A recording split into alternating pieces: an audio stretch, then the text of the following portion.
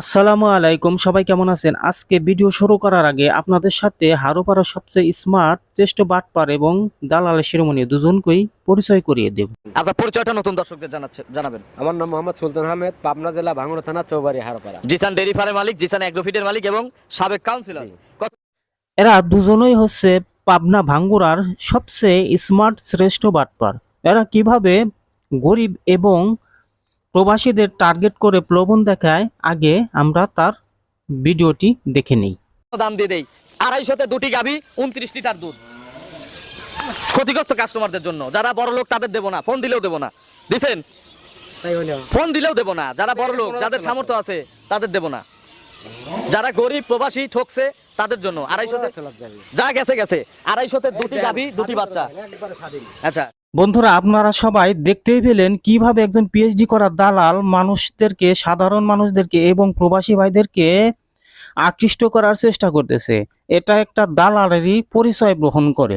যাই হোক, আপনারা লোভে পড়ে কিন্তু তাদের পাতা ফাঁদে কেউ পা দেবেন না। আপনাদেরকে সচেতন করার জন্যই কিন্তু আমি ভিডিওটা করেছি। আমি যখন এই গাভীটি কিনি 28 লিটারের দুধের কথা বলে, সেখানে অর্ধেক দুধ পাই।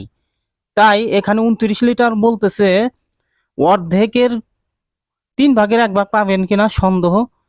যাই হোক, বাকিটা আপনাদের বিষয়। আপনাদেরকে সচেতন করাই হচ্ছে আমার কাজ। যারা জেনে শুনে ওখানে যাবেন তারা তাদের রিক্সে যাবেন। আমার কাজ হচ্ছে সকলকে সচেতন করা, যেহেতু আমি ধরা খেয়েছি। এখন আমি আর একটা বিষয় দেখাবো, তারা কিভাবে দর্শকের রিভিউ নেয়। আসছেন সবাই তো বিভিন্ন জেলা থেকে আসছেন নাকি? কাউন্সিলর ভাই এলাকার লোক কি আপনারা? আপনাদের কি কেউ ভাড়া করে নিয়ে আসছে? অনেকে এই ধরনের মন্তব্য করে। কাউন্সিলর ভাই, গত প্রোগ্রামে অনেক কাস্টমার বলছে যে কাউন্সিলর ভাইয়ের বাড়ির আশপাশ থেকে এই লোকগুলো ধরে নিয়ে আসছে। এই কথাগুলো কিন্তু সত্য না। আমি আপনাদের জানাবো কে কোথা থেকে আসছে এবং কাউন্সিলর ভাই এখানে কি ধরনের সুযোগ সুবিধা দিচ্ছে। আসসালামু আলাইকুম। ওয়ালাইকুম আসসালাম ভাই, ভালো আছেন? আলহামদুলিল্লাহ ভালো আছি। ভাইয়ের নাম? আমার নাম মোহাম্মদ সাগর। সাগর ভাই, আসছেন কোথা থেকে? আমি আসছি হচ্ছে আর একটু আপনারা চেষ্টা করবেন যে যে এলাকার আপনাদের লোকালি যে ভাষাটা আছে, মানে আমার আমি এই ইউটিউবার ভাইকে শ্রেষ্ঠ দালাল এবং দালালের শিরোমণি, পিএইচডি করা দালাল এই কারণে বললাম, একটা গরু ব্যবসায়ীকে ভালো প্রমাণ করার জন্য সে লোকদেরকে ধরে এনে বসিয়ে কিভাবে তাদের সাক্ষাৎকার নিয়ে ভালো প্রমাণ করার চেষ্টা করতেছে। অথচ এই গরু ব্যবসায়ী কত লোককে যে ঠকিয়েছে তার ইয়ত্তা নেই। আর ইউটিউবার আছে তাকে সৎ ব্যবসায়ী হিসেবে প্রতিষ্ঠা করার জন্য।